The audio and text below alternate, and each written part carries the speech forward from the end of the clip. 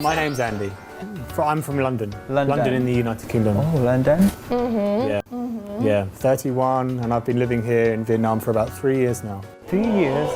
What's your job? Teacher. Okay, same like me. Yeah. Mm-hmm. Why you choose Vietnam? I had colleagues working here. So I was working in a different country at the time, and then they invited me to come to Vietnam and work. So came here, came to Saigon, fell in love with Saigon, did a short work spell in Hanoi, and then came back here.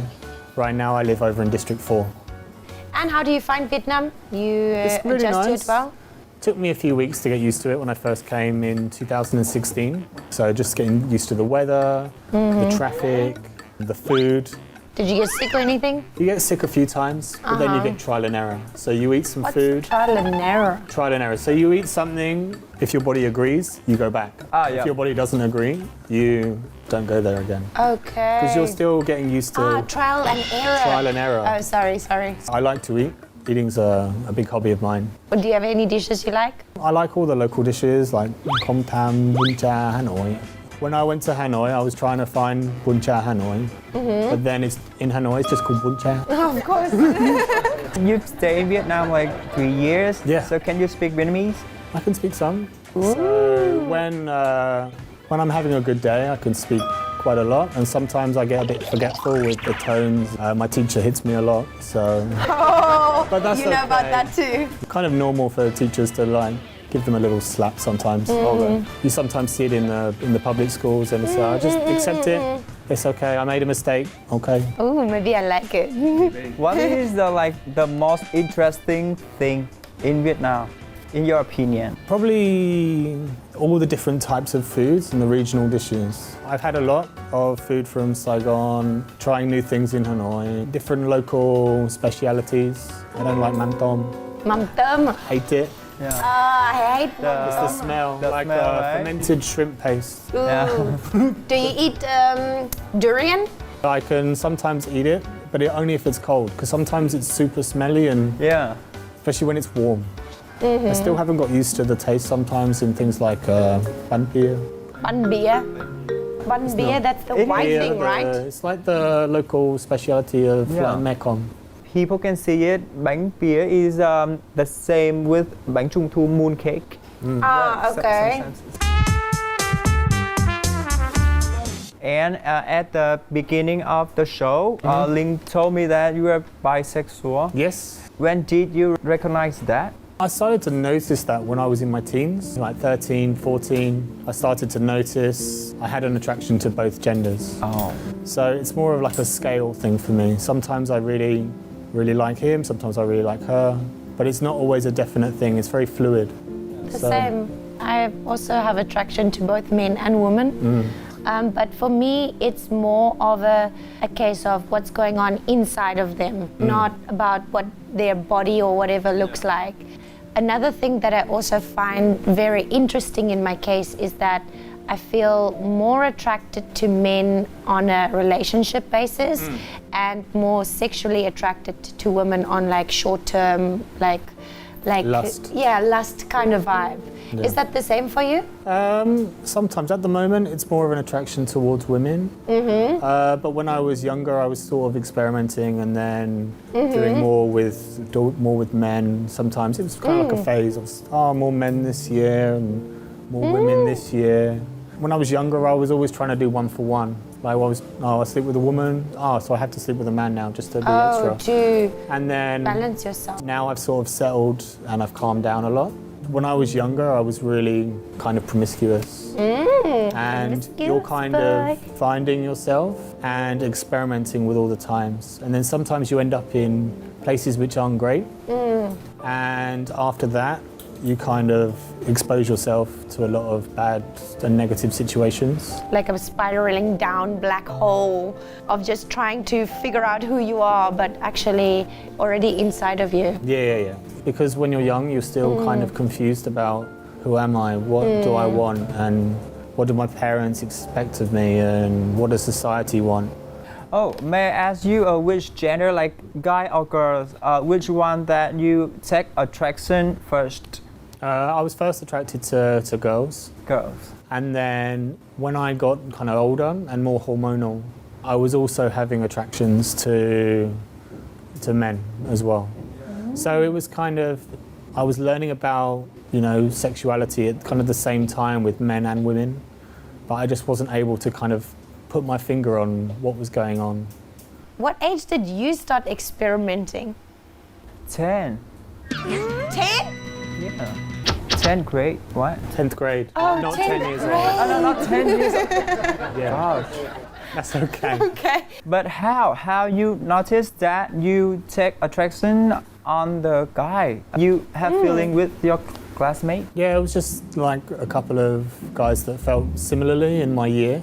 You kind of noticed the attraction, like you were getting changed for gym, showering. Get shy? A little bit Okay. shy. But then also, when I was younger, my parents didn't let me have girls sleep over. I was only allowed boyfriends to stay over, like, not boyfriends, but, you know, boys. boy. And then sometimes they would stay over and it would be just normal chilling, having out. But then there would also be like a little experimentation happening. Ooh, I wish I did something like So like that. sleepover, that kind of engaged, because you were kind of finding your hormones. And then after that, you were kind of, oh, well, should we do this? We can play PlayStation or get freaky. Get freaky.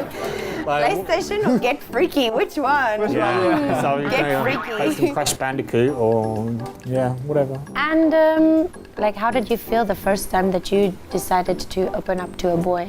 I didn't open up to the world until I was in my early 20s because he wasn't out at that time. So it was kind of very much a private thing that we didn't share, because when you're still in school, you can still get bullied for it quite a lot, especially like the early 2000s and the late 90s. So I had this attraction to women, which was public. But then in my private self, I only could have these feelings like to myself or with very select groups of people. So, like, how long after that you decide to come out? I was staying with my grandmother at the time Grandmother. because I was doing my MA. I was doing my master's in philosophy. At the time, I was having some counselling, just to get clear with who I am and what's going on inside, because there was some conflicts in terms of like my identity, and then sometimes you just need someone to talk to, someone professional. But what I'd forgotten was that my forwarding address was to my parents' house. So my parents found, well, my mum, but my dad found a letter. From the psychologist? Yeah, but on the back of the letter was the return address, and it happened to be a hospital. So he started asking questions, and then eventually it kind of blew up. And what happened after that? After that, my dad was not nice at all. So lots of bullying. He asked me to stay at my grandmother's and not to come home, and so it became very abusive. But not in a physical way, but rather in a mental way, like text messages or phone calls or arguments at home, and then you would hear about it. Mum would take my side, Dad would take his side.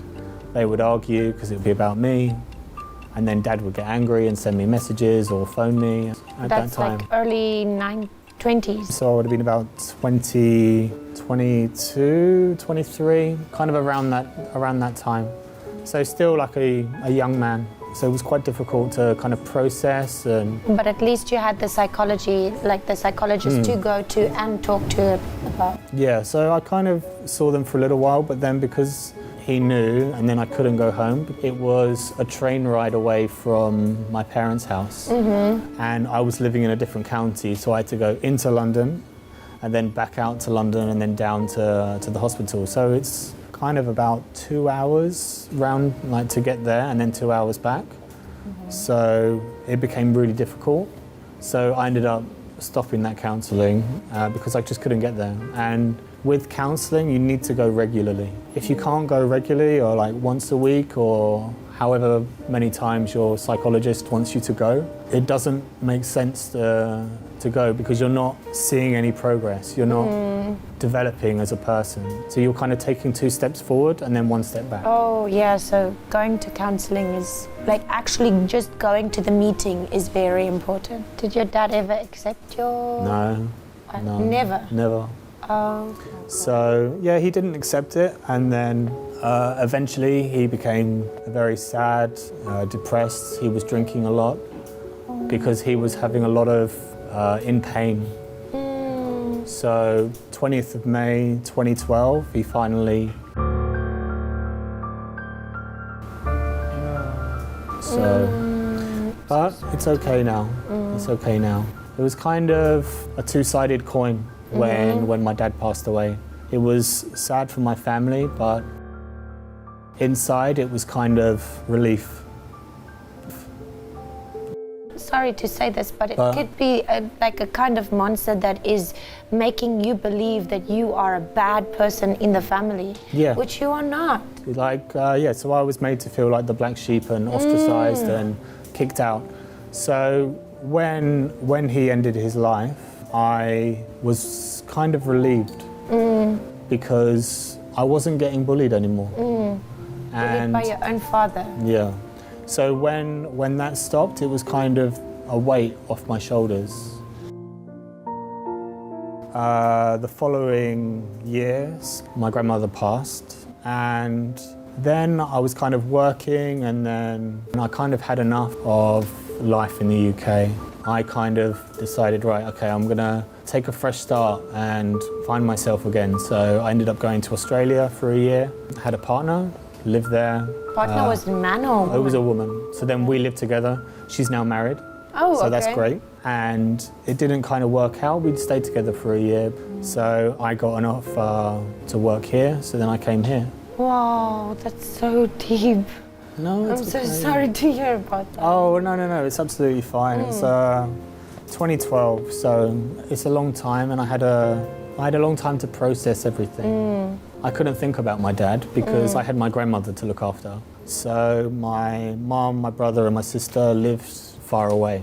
And I still felt bad about going home because I wasn't allowed. So I kind of kept that wish, even though it was my father's wish. My family had said, okay, so we're going to choose him for a while and try and help him because my dad was he had many problems. Whereas I was hurting, but I wasn't in danger. Whereas my dad was. So they decided, okay, Andy, we're going to cut off things with you for a little while and just focus on him. You'll be okay. And I was fine. But you feel like you've been abandoned a little bit because I'm left to cope with my grandmother by myself. By yourself, yeah, your whole family is taking care of the bully. Yeah. And leaving you because you are mentally okay to do it. I'm mentally okay, and that's fine. They made a choice, and it was the right choice for them at that time. I didn't like it, but you have to move on. You can't resent your family for choices that they make. And you chose forgive and forget. Always. It's the best way to be. Wow. So Andy, with your opinion, do you think that a bisexual guy needs to come out? Because you still can in relationship with girl. It's best to be truthful to yourself. Yeah. There's a part of you that, even though it might be, for me, for instance, I mainly find women attractive. But then a few years ago, it was mainly men. So it's kind of, if you're going to have a relationship with someone, you need to kind of be open and truthful. It's an important part of you, your identity. To not tell anyone or to not come out as a bisexual male or a bisexual female, you're hiding a part of yourself. That's not healthy. It doesn't have to be fireworks. It just has to be an acknowledgement that this is who I am. You can either accept me or leave me alone. I kind of feel that being bisexual, I don't really have to talk about it that often. But if they had to ask me, do you think that girl is attractive? I'll say, yes, of course she is. And then it starts, whoa, I didn't know you're bisexual. Sometimes it's difficult to start a relationship when you're bisexual, and especially after you tell them, because they're never quite sure, well, am I enough? But what people don't realise is that if you cheat, you cheat. So the fact is, if I'm committing to you and I want to be with you and I care for you and I love you, I'm with you.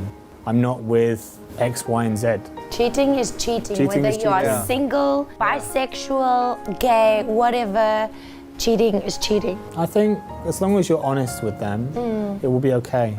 I know lots of married Vietnamese couples, but the man has feelings for men. So what's happening is they're getting married, and then they've got this part of them inside where they're going like, oh, Andy, can you come and help us out? Oh, come and let's play for a little bit, and then he can have his thing in kind of a secret. I feel you 100% in that. As a bisexual, you usually get looked at as like a little bit of a tool to other people's relationship. Yeah.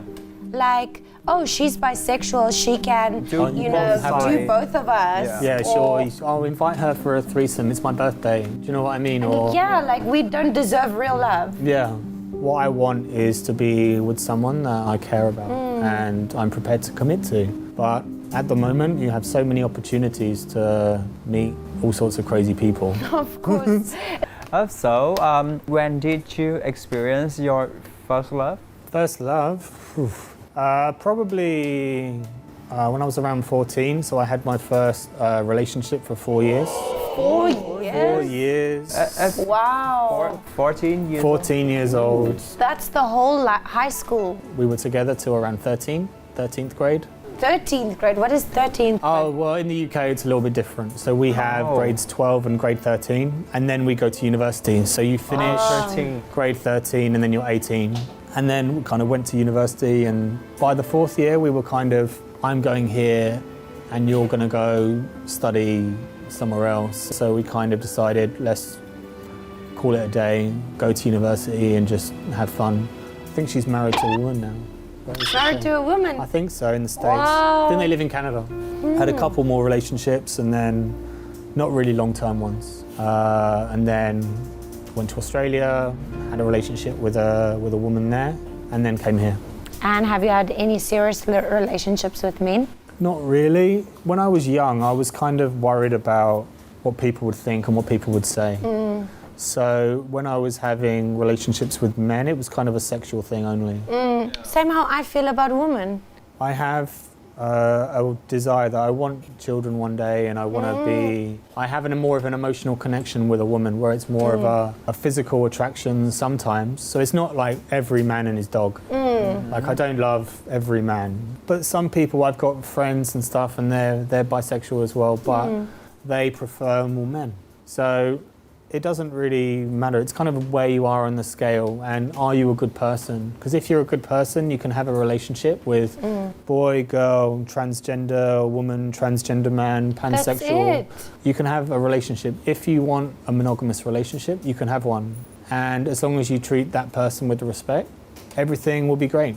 I always say that, like, your happiness is not supposed to just come from one source. Yeah. Like, your happiness can come from many sources, but if you want to have a strong relationship with somebody, there has to be honesty and trust about that. It began to fail when we stopped trusting each other.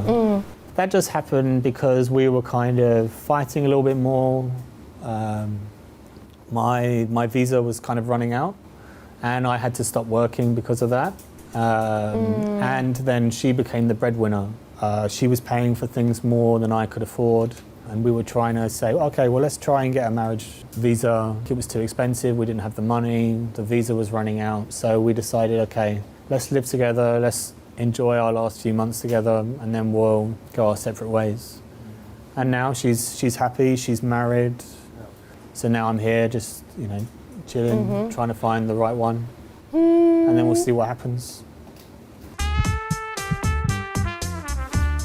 And what do you think of LGBT community in Vietnam? Is it so different with LGBT in London? In London, it's very much more, it's very open. There's lots of places that you can go, lots of bathhouses, lots of saunas, lots of gay bars. Like, now it's very fashionable in the UK. And because everyone accepts it, we have gay marriage, we had civil partnerships under Labour governments. Quite normalised right now. It's normal now. You kind of look at things differently. The communities there in London is great. We don't get too much hate crime. There is still some. There was an incident a few months ago on a bus. but the LGBT community in London and the UK and Western Europe is 9 times out of 10 fine. And in here, in Vietnam? In here, there's more problems, but I think the community is getting more accepting. What people have to realise is attitudes take time to change. People have to want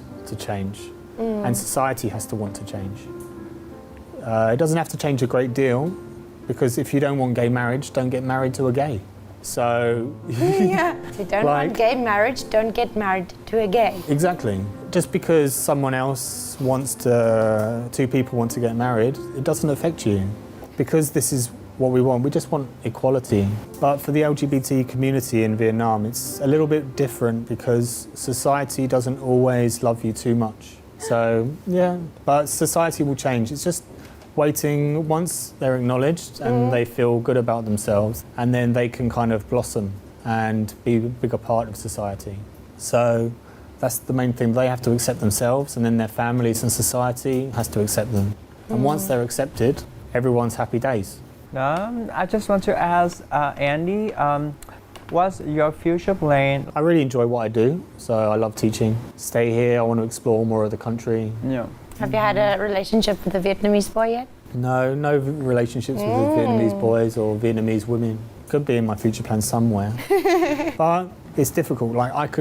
In my Western relationships in the past, I could live with my partner. It's a very Western thing to do. You know each other for a little while, you move in, you get a place, you get a cat or a dog, and then you find out all the little things about them that you only see when you live with someone.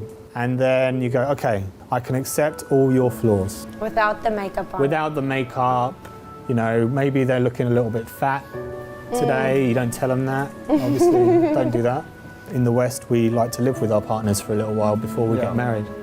And then you try and suggest that to a Vietnamese family, and they're like, you want to live with my daughter before you're married?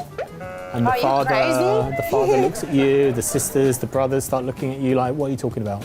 Thank you so much for coming. I really enjoyed speaking to you, and it was really nice for me to be able to bond with you on the bisexual thing. Yeah, that's cool. We can have a little secret club if you Yes, we can have our secret little communication corner.